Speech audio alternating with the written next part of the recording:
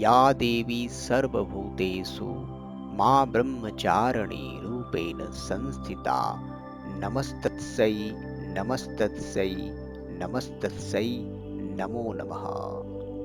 जय अम्बे, जय माँ गायत्री। मित्रों, आइए आज दूसरा दिन माँ ब्रह्मचारिणी देवी का पूजन, उनकी कथा के बारे में जानते हैं।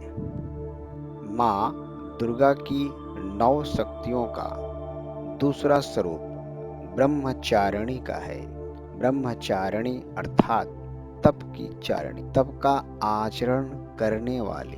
ब्रह्मचारिणी देवी का स्वरूप पूर्ण ज्योतिर्मय एवं अत्यंत भव्य है। इनके दाहिने हाथ में जप की माला एवं बाएं हाथ में कमंडल रहता है। अपने पूर्व जन्म में जब ये हिमालय के घर पुत्री रूप में उत्पन्न हुई थी, तब नारद के उपदेश से इन्होंने भगवान शंकर जी को पति रूप में प्राप्त करने के लिए अत्यंत कठिन तपस्या की थी। इसी दुष्कर तपस्या के कारण इन्हें तपस्चारिणी अर्थात ब्रह्मचारिणी नाम से अभिहित किया गया।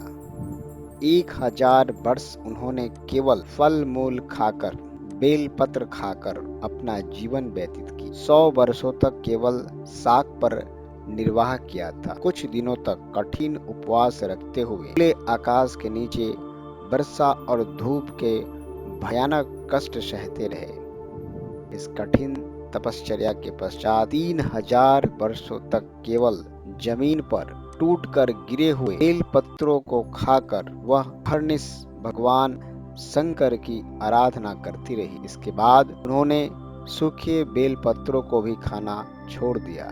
कई हजार वर्षों तक वह निर्जल और निराहार तपस्या करती रही। पत्तों को बीखा भी पड़ गया।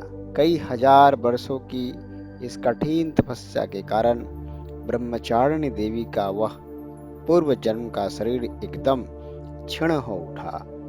वह अत्यंत ही कृशकाय हो गई थी। उनकी यह दशा देखकर उनकी माता मैना ने अत्यंत दुखित हो उठी। उन्होंने उन्हें उस कठिन तपस्या से विरत करने के लिए आवाज दी, ओ माँ, अरे नहीं, ओ नहीं। तब से देवी ब्रह्मचारिणी का पूर्व जन्म का एक नाम उमा भी पड़ गया। उनकी इस तपस्या से तीनों लोकों में हाहाकार मच गया। देवता, ऋषि, सिद्धगण, मुनि सभी ब्रह्मचारिणी देवी की इस तपस्या को अभूतपूर्व पुण्यकृत बताते हुए उनकी सराहना करने लगे।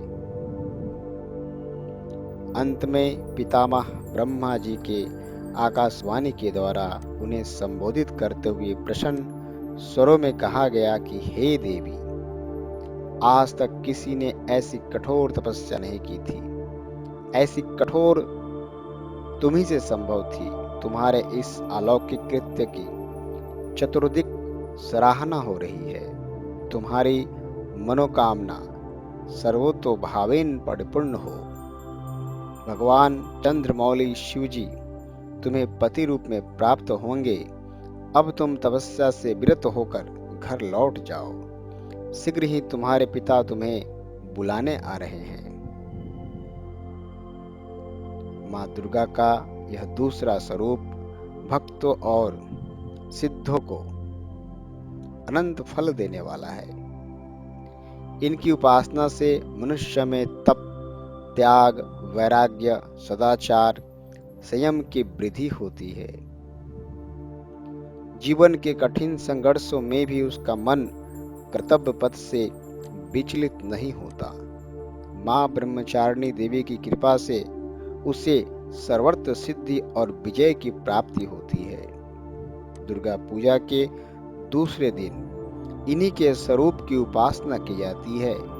इस दिन साधक का मन स्वाधिष्ठान चक्र में स्थित होता है। इस चक्र में अवस्थित मन वाला योगी उनकी कृपा और भक्ति प्राप्त करता रहता है।